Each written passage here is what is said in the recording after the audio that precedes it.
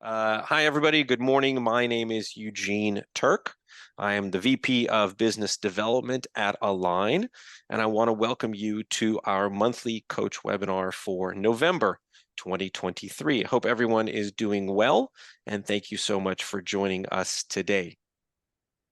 This morning, we are thrilled to have Charlie Janes with a presentation on maximizing your business value.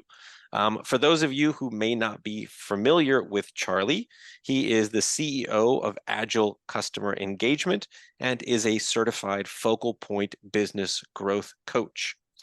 Prior to becoming a coach, Charlie helped scale 3 organizations from the ground up to the 100 plus million revenue plateau and sold one for over $300 million. Over the last 10 years, he has helped 7 different startups define their unique market niche, develop an initial product, and acquire their first 10 to 50 customers. Charlie's mission is to strengthen communities through meaningful job creation and business growth. Excuse me, I feel a sneeze coming on. Maybe not. In addition to being a coach, Charlie still, it's coming. In addition to being a coach, Charlie still owns a fast-growing adult home care business that he and his wife scaled from 1 to over 120 employees in just a short 14 months. We're honored to have Charlie present for us this month. As always, just one administrative matter.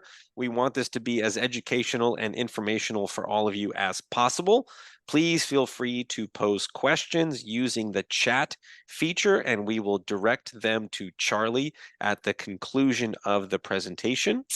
Thank you again for all of you for attending this Align Coach webinar, and I will now turn the microphone over to Charlie. Well, Eugene, I really want to thank you for that introduction. You know, a big reason why I always like to do these sessions with you is because the introductions are so affirming, and my mom loves them. So thank you very much. And I'm glad to see you can hold off on that sneeze.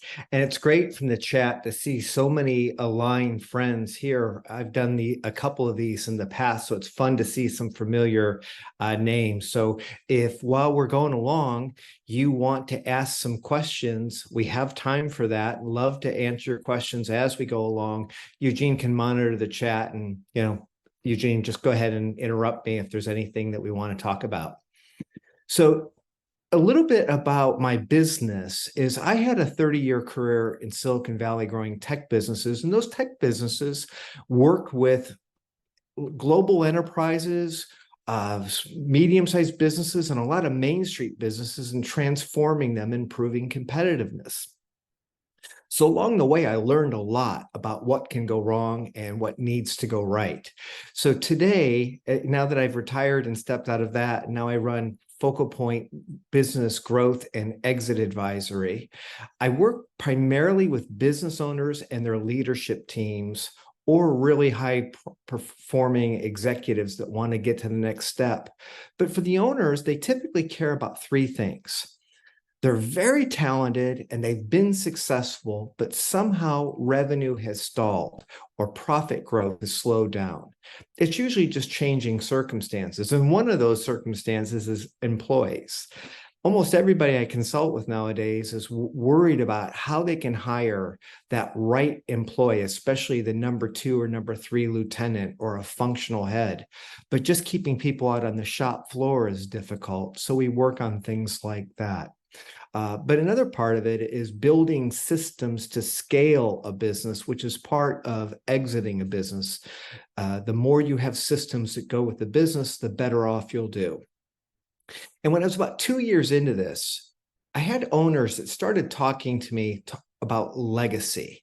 They started worrying about their work-life balance or packaging their business in a way that it would have a legacy value, be able to transfer to a third-party buyer or to children or the employees, or even attract investment for the next level of growth.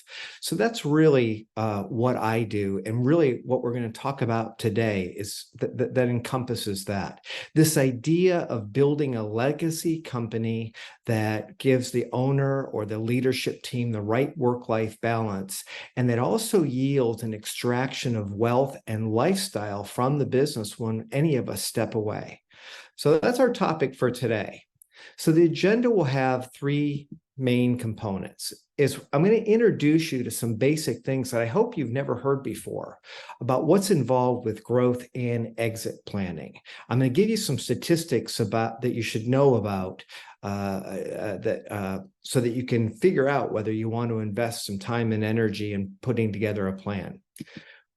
I'm going to teach you today about 8 strategic drivers that make a business more valuable and transferable. And then Eugene and I will kind of share the duties of talking about how you actually align and grow and exit a business. And we'll specifically use Align software as an example. So with that said, let's get into it. These are the things you need to know about exiting a business. And all of these statistics are from the Exit Planning Institute. I'm a certified member, and I'm also president of the South Florida chapters here in the Palm Beach, Fort Lauderdale area. And we're a collection of professionals, lawyers, accountants, really all the professionals that serve a business, a leadership team, or a family to manage legacy wealth after an exit.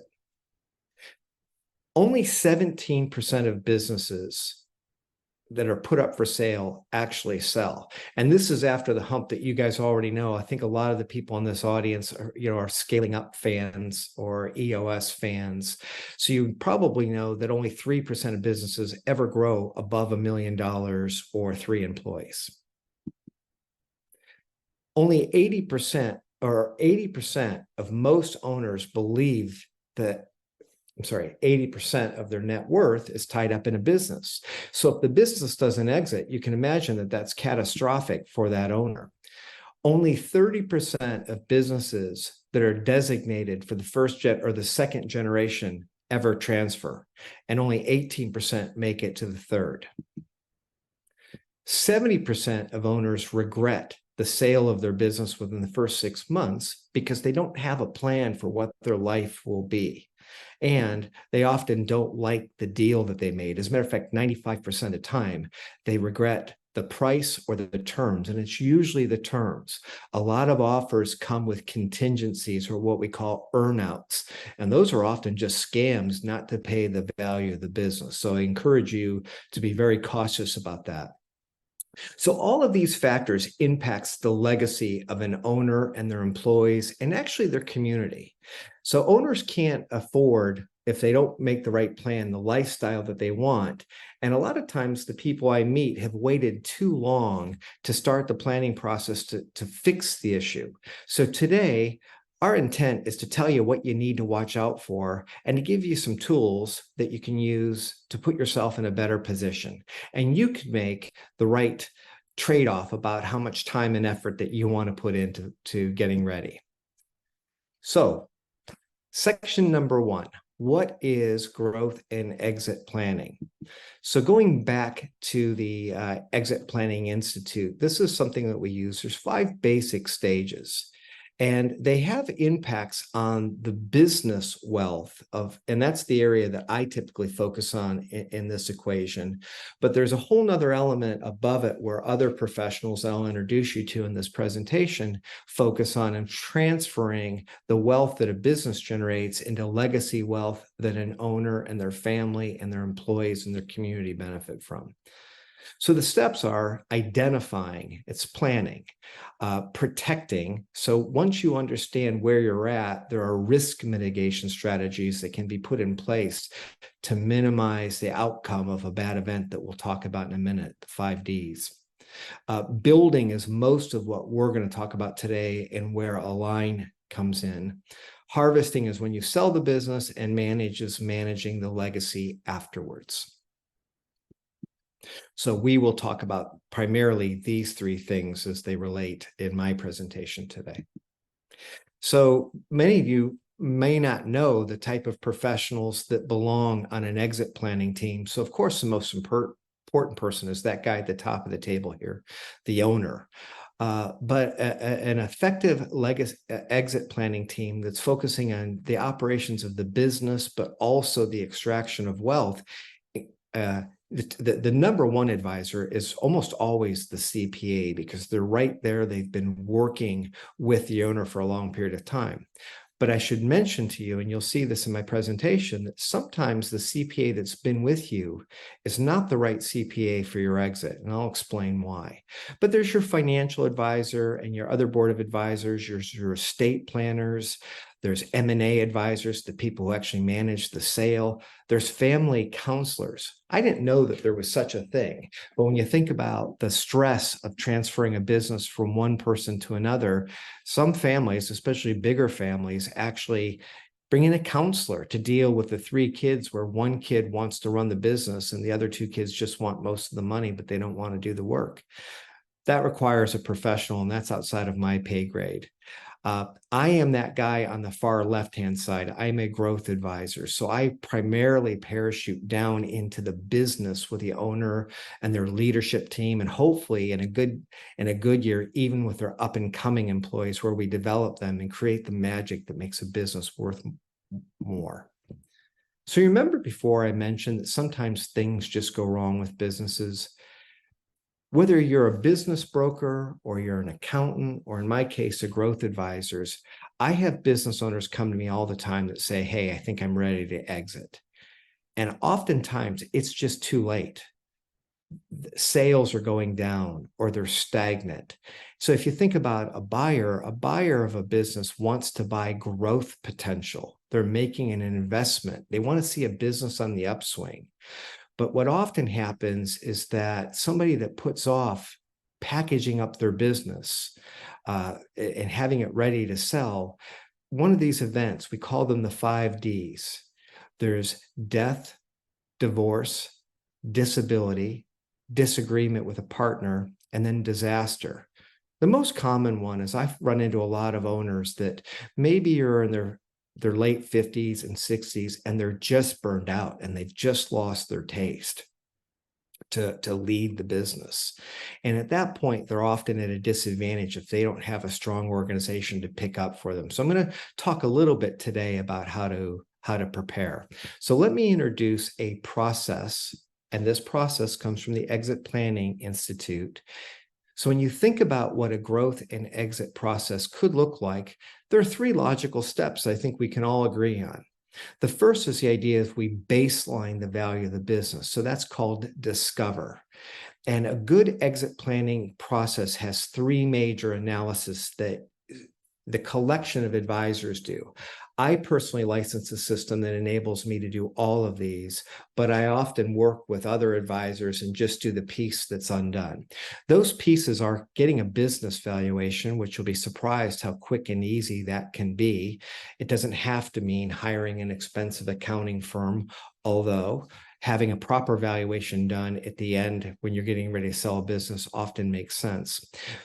But the 3 areas that we like to assess is the personal readiness. We calculate a walk away number. That's the number, the income that you want to make when you step away from your business, that entails your investments, your passive income, and the payments that you'll have either in savings or payouts from your business to live the life that you want. And I typically have my clients plan for at least 30 years. So, and that number often needs to include deducting money from the sale of a business to pay the employees an award, and then there's all the transactional costs. So we calculate that. It's very quick and easy to do. We figure out the owner's personal readiness. 25% of deals fall through just because the owner panics during the process because they don't know what they're going to do. So they sabotage the deal. Think that sounds odd? In the last 2 years, my wife and I have tried to acquire 2 businesses, and it happened both times. And finally, the last thing is the business readiness. And we'll talk more about that. So what we do is we generate a prioritized action plan. The prepare phase is this one. And the white boxes are the types of professionals that get involved besides me as a growth planner. So this is where estate planning and having your broker get involved, making sure that there's insurance is in place. The key idea here is this is a de-risking phase. And if you'll notice in the values boxes, there's business improvements. That's what I do. But I often quarterback the whole team. So the financial advisors, the insurance advisors, we want to make sure that there's a readiness financially as well as business readiness for the business to exit for the best possible value. And the idea should be is that these advisors meet once every 90 days to make a grow or sell decision. The final phase is the decide. And that's the idea is when you go through this process, my role and the other advisor roles are to educate the owner so that they understand the ramifications of these. So in the rest of my presentation, I'm going to talk about business investments. And it's like renovating a house before you sell. You make trade-offs about what you want to do and what you don't want to do. But at any given choice, at the far right-hand side is we make a decision every 90 days to keep the business or sell it. But a key idea is, and this is a big one, is that your accounting needs to be organized.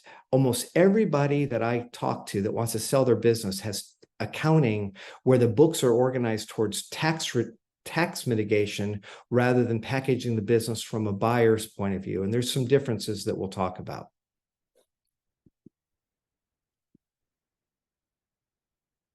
So let's talk about how you optimize the business value and transferability of your business. Now, I personally license a system called Value Builder that enables me to do a quick valuation, but it generates a report based on the leadership team's assessment of how they operate the business. And it really breaks things down into 8 categories. So as you might guess, the first one is your financial performance and the quality of your business. That's really the history. That's looking backwards. That's really where we talk about your profit or EBITDA.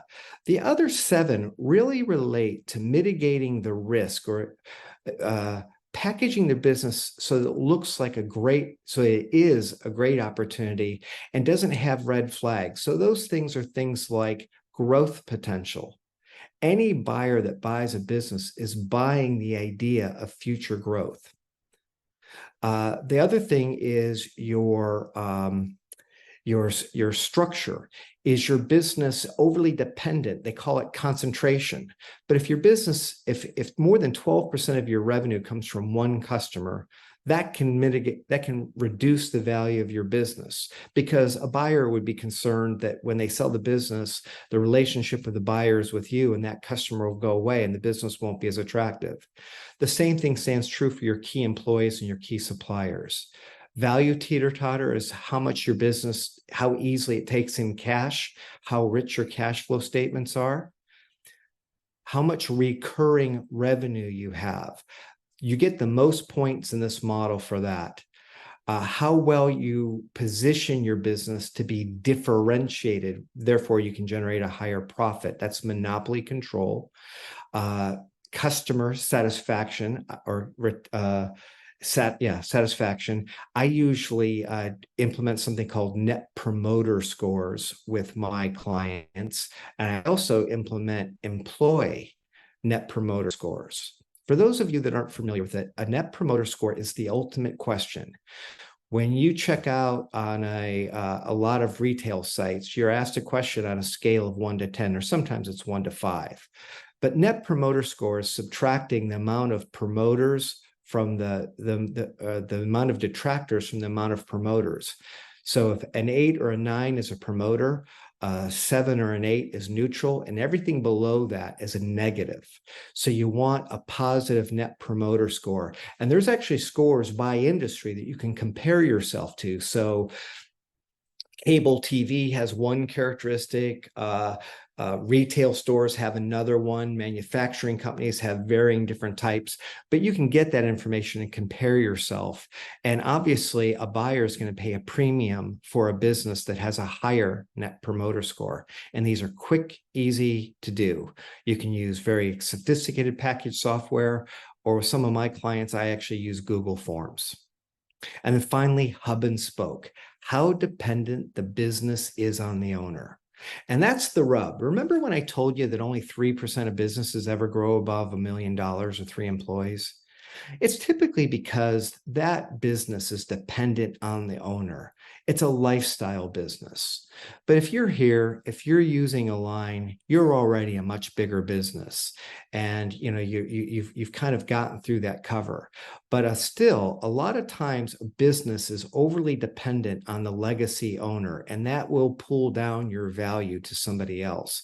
So part of what we're going to talk about today, and part of what these surveys would do with the software that I use, is that the owner grades how dependent the business is on them. One of the magic questions that I'll ask you is, what will happen to your business if you as the owner or you as the CEO weren't there for 3 straight months, completely unavailable?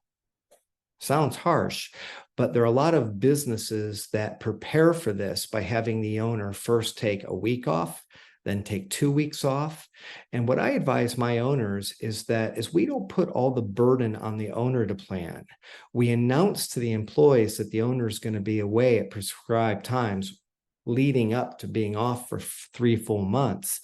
And the owner or the department heads have to present their plans, how they're going to keep sales going, how they're going to deal with difficult issues. And, it's a system that you can set up for, but all the burden doesn't have to be on you. Okay, so we've talked about 8 measures. And again, there are different measurement systems, but fundamentally, a business valuation is the 3-year or the multiple history that proves the profitability of a business times a multiple, and the multiple is some calculation of risk based on some criteria. I've given you 8, but we can put them in different buckets, and I'm always happy to talk to you about that. So this is what that one of my business valuations look like from the Value Builder system. So fundamentally, we load in the financial data, and then we ask 30-some questions of the leadership team, and they appear on a bell curve of all the businesses in their population of like businesses or industry code. And, average is the top of the bell curve. In this particular case, the business graded themselves the yellow score. So we basically said that their business would be worth 4.3 million. But what we know from analyzing exit values is that businesses characterized under these criteria that in the 80th percentile are worth quite a bit more. In this case, the multiple would climb from just under 3 to 3.77, or the business would be worth about $6.7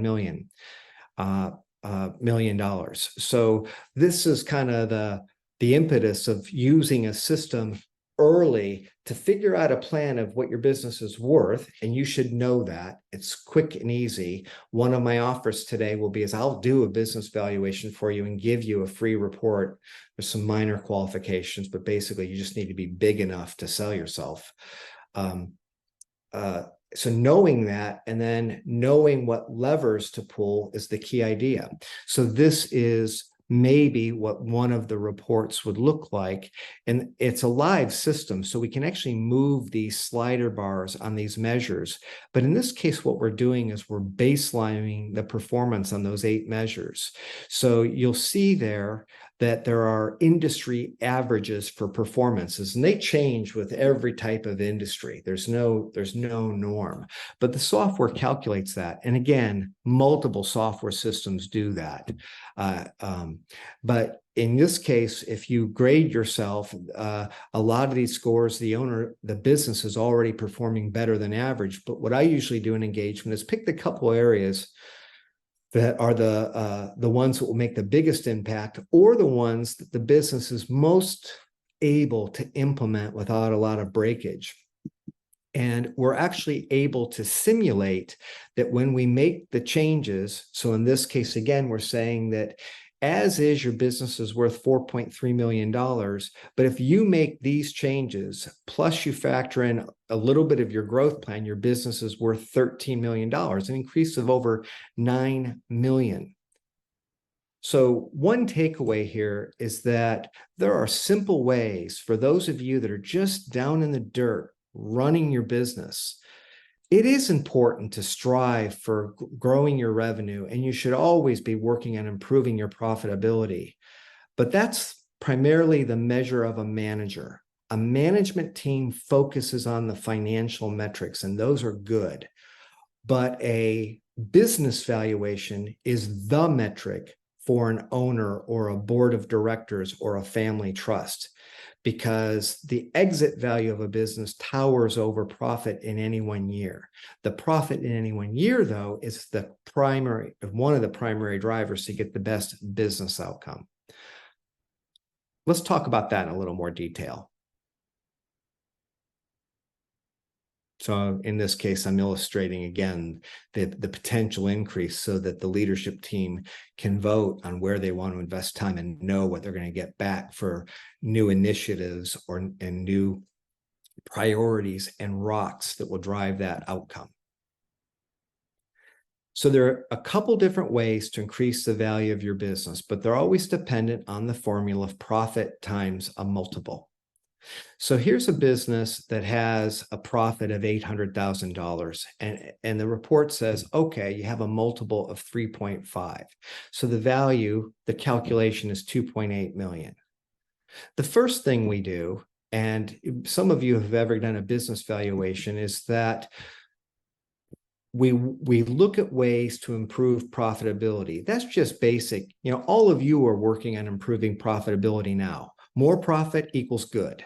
So in this case, we illustrate how much more a business is worth. An increase in this case with a multiple of 3.5 of 100,000 in profit generates about $350,000 worth of value. That's why I was talking about profit being a management metric, valuation being a owner metric.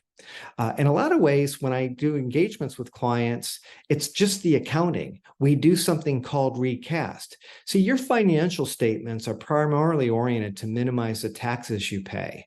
So one of the first things that we do, and the reason why we use something called EBITDA to value a business, is that it's the neutral language between a buyer and seller. So basically, we neutralize your financial statements to take out costs that hold down your profitability that a seller wouldn't experience. So for instance, a buyer wouldn't experience. So those things are, the measure is EBITDA, earnings before interest, tax, depreciation, and amortization. So by adding those back in, oftentimes your profit will go up. You'll be adding money to your bottom line. But it's better than that. A lot of us as business owners, we have expenses that are unusual to us. Some of us pay ourselves differently. So if you pay yourself above or below market rate, you need to factor that in, because your buyer will be thinking about how much they're going to pay for the person who's going to manage the business. And their value formula will factor that in. So you want to understand the way they would see your business, because your business may be worth quite a bit more. So those are some simple ways to up your profit right off the bat. But then after that, we start worrying about the multiple. The value builder system that I showed, or a lot of the work that you do with Align, is all about how to increase the profitability of your business, how to grow the business. So in this case, let's say we make a handful of improvements that change the risk reward profile for a buyer, and that will raise the multiple to 7.1. So the value goes from 2.8 to 3.1, now to 5.6. That's really cool. But what if you do both? And typically, this should happen. You should be able to both raise your profit through the recasting and through continuous improvement as you're getting ready to sell your business. And again, this is why I say allow 3 to 5 years. On average, it takes at a minimum 9 months from the time you decide to sell your business to a year and a half.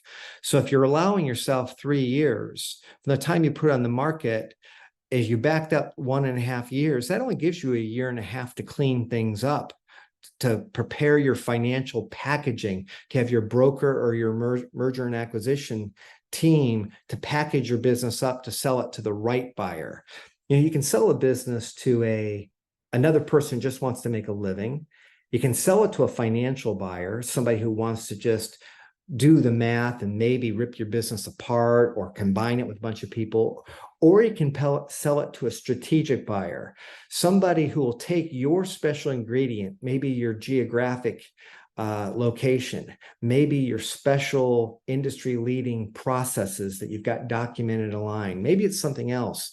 A strategic buyer pays a premium. That's how you go from a 3.5 to a 7.1. So if we did that, if we increase both the profit by that 100K and the multiple, then the valuation of the business goes up to 6.3, a huge swing. So I hope that this has been an effective illustration that there's some moving dials here.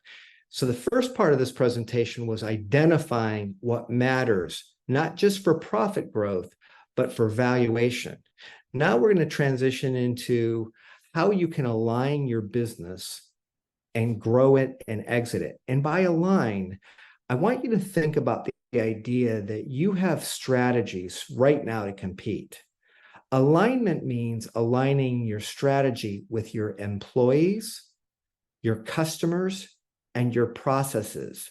That's where great magic happens. So I'm introducing Align now. I sell it as Focal Point Focus. My consulting company Focus or Focal Point is a Align partner, and we brand Align and sell it under our logo. But getting back to the hub and spoke, the role of the owner. What happens really often is that owners, they're too tied down into the operations of their business. When they step away, key customers leave, key employees leave, certain know-how happens, and the business goes down like that. And whether or not that's going to happen, the company that's negotiating to buy your company is going to have that concern.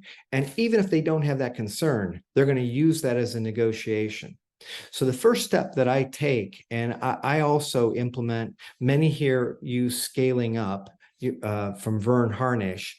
I happen to use EOS more. EOS is an outgrowth of scale up, but the concepts are the same. So I'm not advocating any one way. But most of you are familiar with this idea of an accountability chart.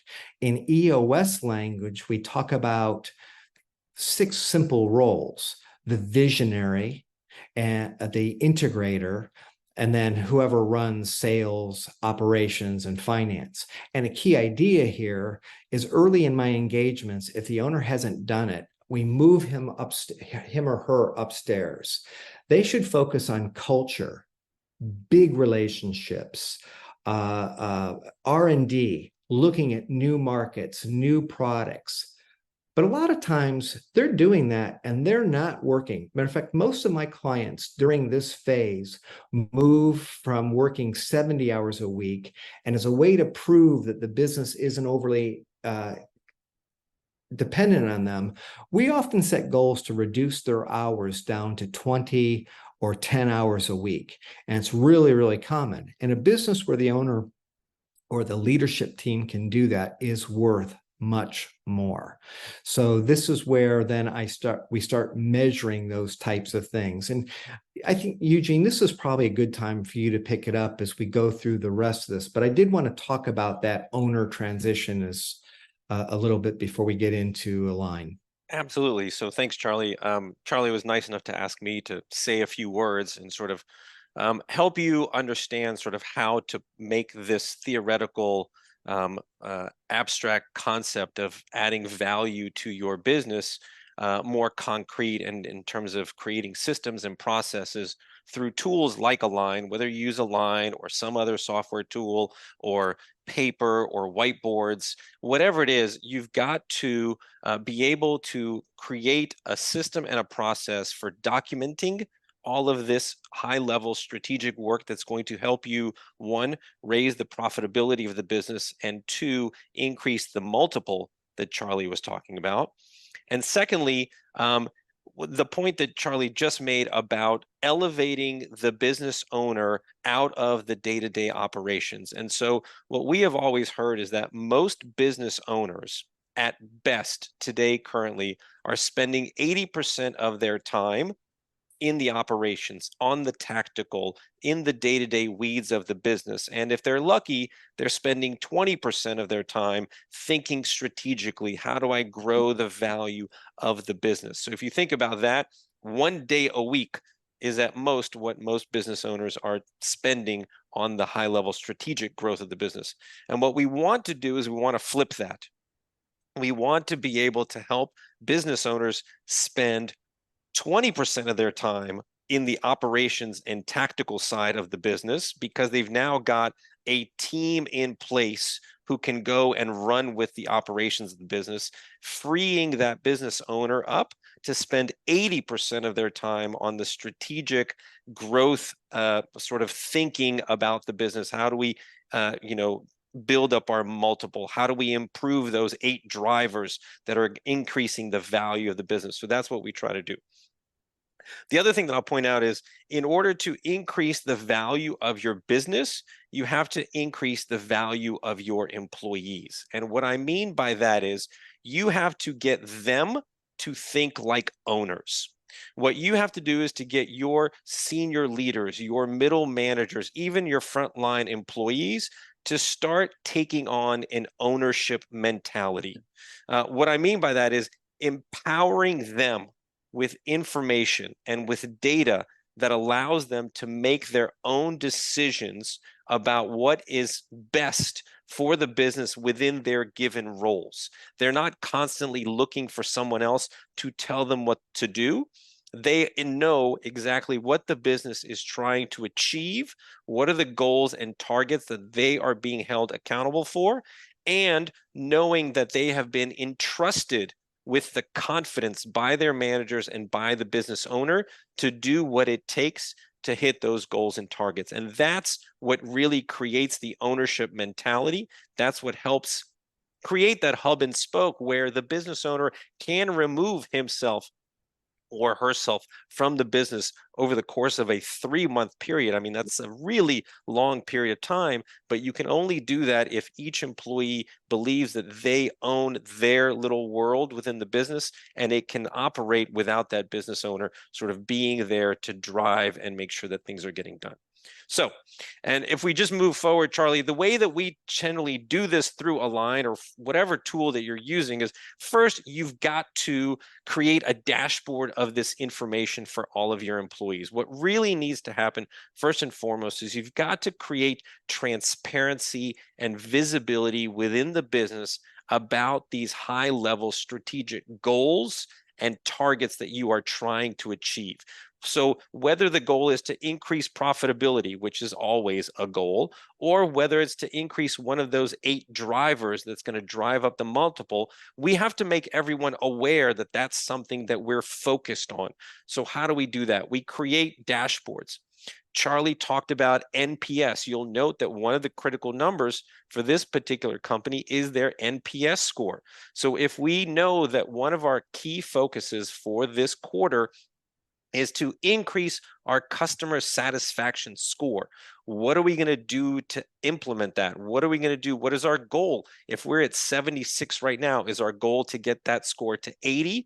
Again, it's one of those key drivers that if we can increase the number of promoters that we have of our business, that makes it much more valuable to a potential buyer, because you have this army of people who love your goods or services, they're willing to promote your goods and services to others. And it just sort of helps that flywheel spin even faster, fueling the growth and ultimately the buyer's perspective that this is something that I want to invest in because there's going to be a return on that investment because of that.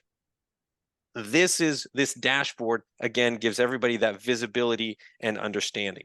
Now, one of the things Charlie didn't mention, and I think he probably agree with me, is that sometimes you want to, if you have a plan to exit the businesses, you need to set sort of a timeline for ultimately when you want to exit. Is that 3 years from now? Is that 5 years from now? Sort of what is the vision? And then start working your way backwards. And so if you know where you want to be 3 years from now, Charlie, if you go to the next slide, you can start to create annual initiatives.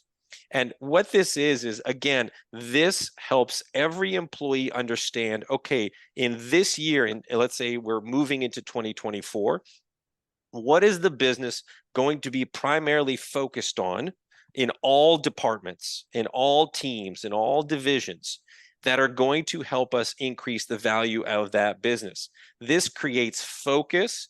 This creates discipline within the team.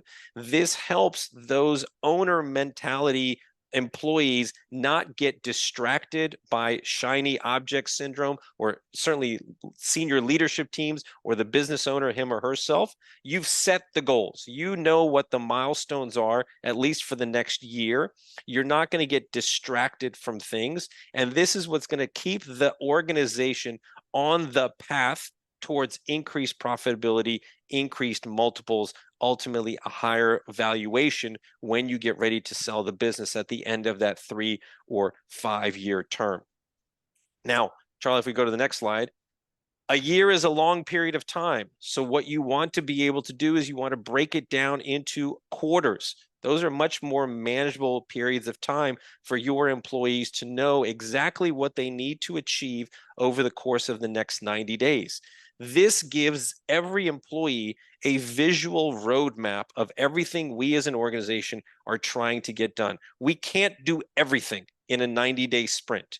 But what we can do is we can identify the most important work that we want to get done, because we believe that if we are able to achieve these particular priorities or these rocks, that is going to have the most significant positive impact on the future value and profitability of the business. That is the key driver. We know what we want to get done, and we firmly believe that if we are able to achieve these 3, 4, maybe 5 company priorities or company rocks over the next 90 days, that is going to move us closer and closer to ultimately what we believe the valuation of this business should be. And what this does is this gives every employee visibility into that. They can see who's being held accountable for what. They can see who's doing well, and more importantly, who is struggling. And not to shame those individuals, because we are all working as a team. We want to provide additional resources, additional help to those employees that might be struggling, or those priorities that might be falling behind. Because ultimately, we are all in a boat and we want to be rowing it in the same direction, in the same rhythm, so that when we get to the end of that 90-day sprint, we can all look back and say, oh my gosh, look at how much we have achieved together, which is moving this business ultimately towards its goal of successful exit. So one last thing, Charlie, if you'll move to the next slide, certainly within Align or within general business habits, is it's one thing to set a plan, and it's one thing to have priorities and goals and targets. The thing that you also have to do is you have to maintain regular communication rhythms about this stuff within the organization. You want all of your employees to be talking about these goals, these targets, these KPIs, whether that be on a daily, whether that be on a weekly, whether that be on a monthly basis within the quarter. You can't just set a goal and think that people are going to remember this stuff.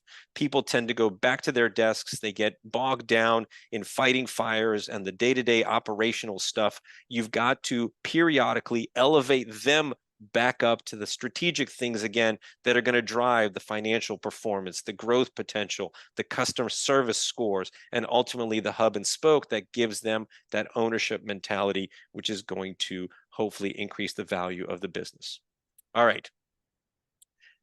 So how do we how does this look in reality, in the real world? So here is John Neal. John Neal is the founder, or was the founder and CEO of a business called SportsSafe in the UK. John started the business in the late 90s with one van and two employees.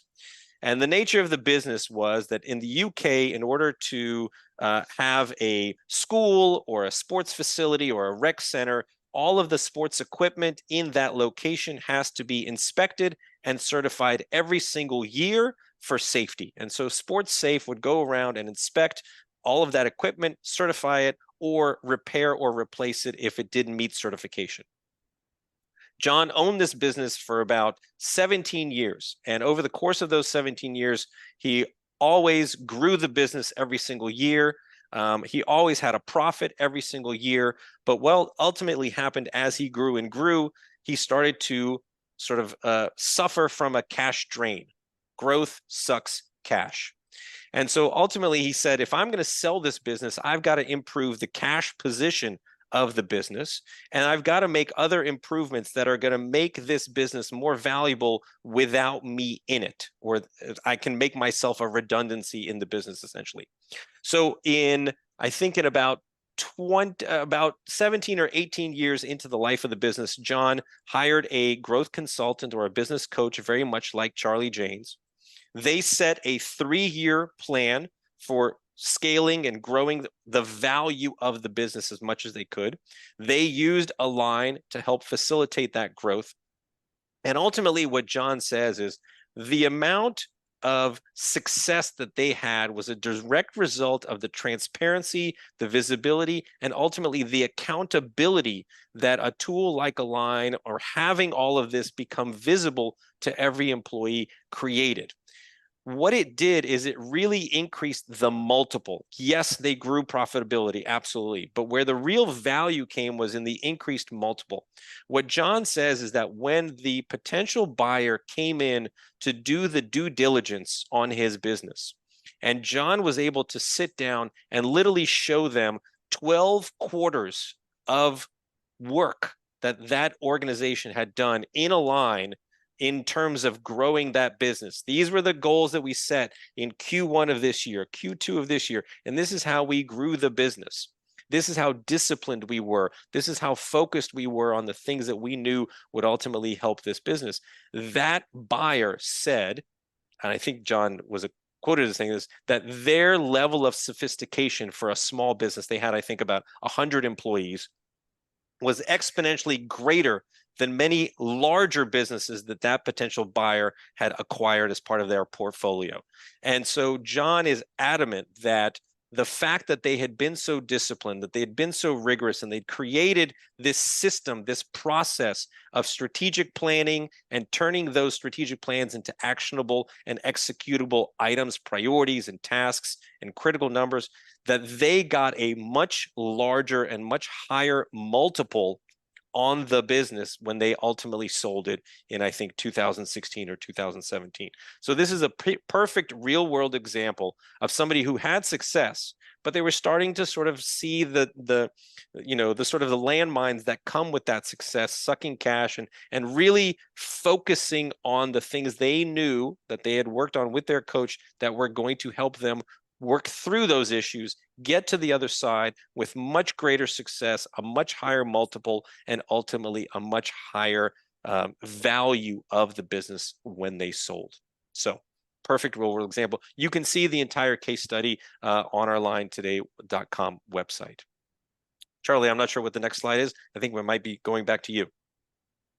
Yeah, I think we are. So, Eugene, what a great summary of tying Align to these principles of continuous improvement. When I start an engagement within a client, the old adage, what gets measured gets done. So typically, I've got successful leaders who have been really great. But putting on a mindset to transition your business in some way, to collect investment, to grow it 10 times, to sell it fully or partially to a third party, to transition it to your children, or to do a management buyout, all requires planning and change. And there's the tendency to talk about something and then shelve it, to walk away and then not do it. So I always implement a line, or in absence of a line, I always create a dashboard that looks something like this. What I love about Align is, as you know, is that you can have huddles that are not visible to the rest of the team. So if you have something built around the goal of exiting the company, in this case, I just simply have a leadership huddle, but I usually have my clients measure the current valuation, the projected EBITDA by quarter, forecasted revenue, and I also measure things like the CEO hours worked. If it's a hand-on CEO, we always set a goal to reduce from 70 to 30 or whatever the goals are. And we also measure the time that they spend working on visionary tasks, strategic tasks, rather than tactical tasks, about flipping that 80-20 that Eugene talked about. And then we always keep the key KPIs there as well. So this is a best practice that with or without Align, you can do on a manual spreadsheet. I like Align because it's always there on your phone, always looking at it. I always start the meetings by looking at the results. And the idea of the valuations aren't a one-time deal. As a matter of fact, when I start an engagement with a client, I give them access to the software, just like you have access to Align, and you can continuously run new models and see how you're moving the needle. If the owner doesn't do it quarterly or at least annually, I do a new valuation to show how much progress we make. And I usually validate it with a professional broker or M&A company.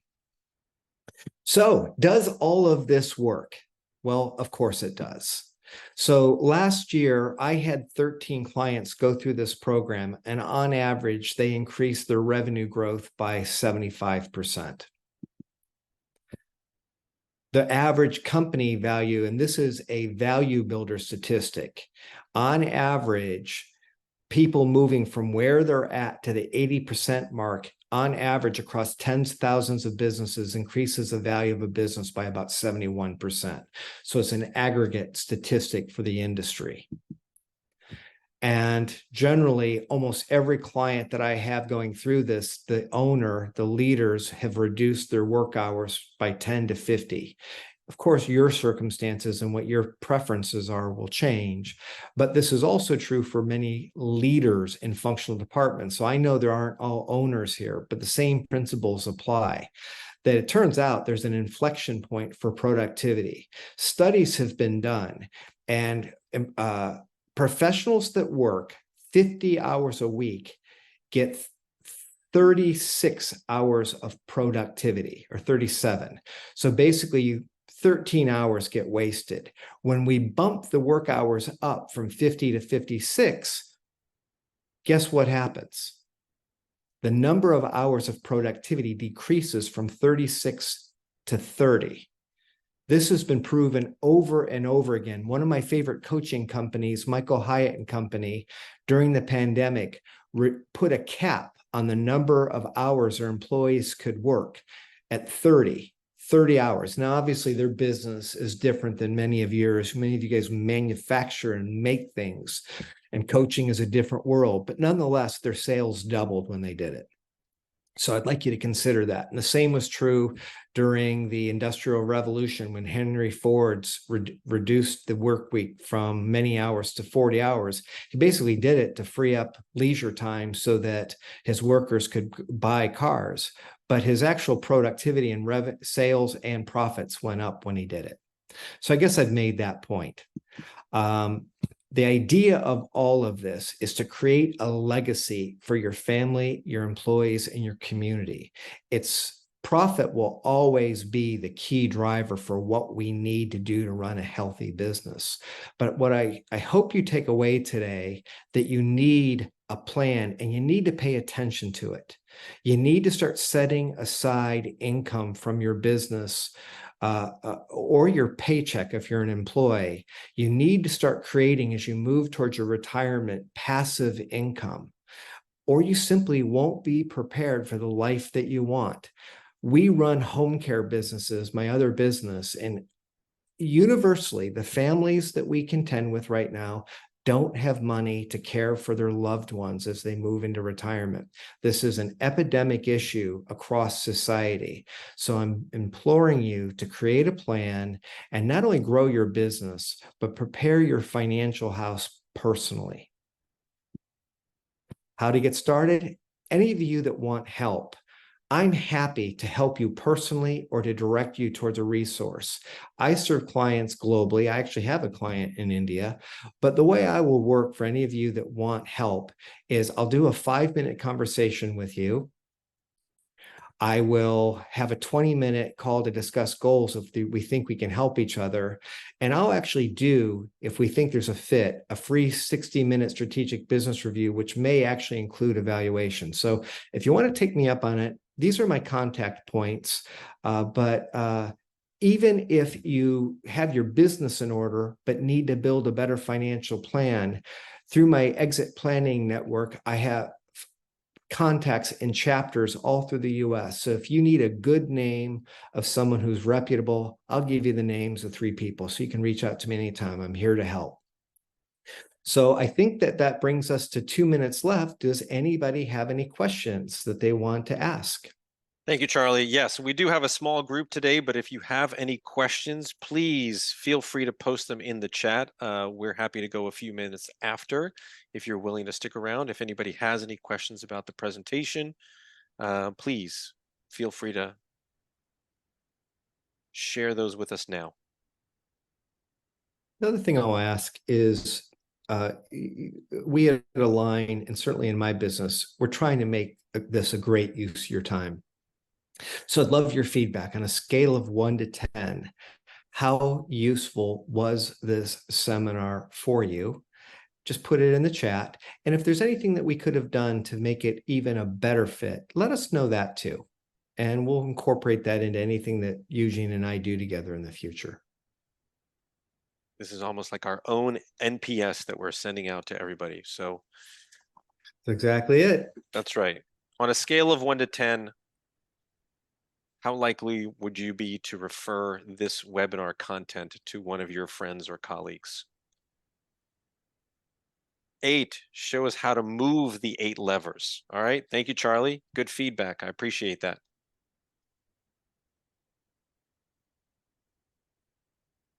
Anyone else? Well, we'll take the 8. I appreciate that. Seeing as that there are no questions being asked, I will thank everybody for attending today's coach webinar. A huge thank you to Charlie for a great presentation. You can see Charlie's contact information there on that last slide. As always, we encourage you to use the Align software or some other tool to implement these great habits if you're looking to grow and scale your business.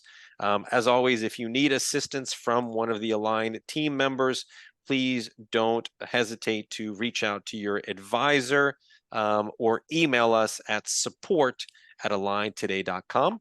Thanks again. We hope that you will join us. I mentioned our next coach webinar, I believe, is on December 16th, where we will talk about developing annual initiatives. So as we look to 2024 and figuring out what our annual goals should be, we will have a coach, actually Manoj Chugani from Hong Kong, who will be presenting on developing annual initiatives. We hope you'll join us then. Till then, we hope everybody has a great day. Thank you so much, Charlie. Be well. Thanks, everybody. You too.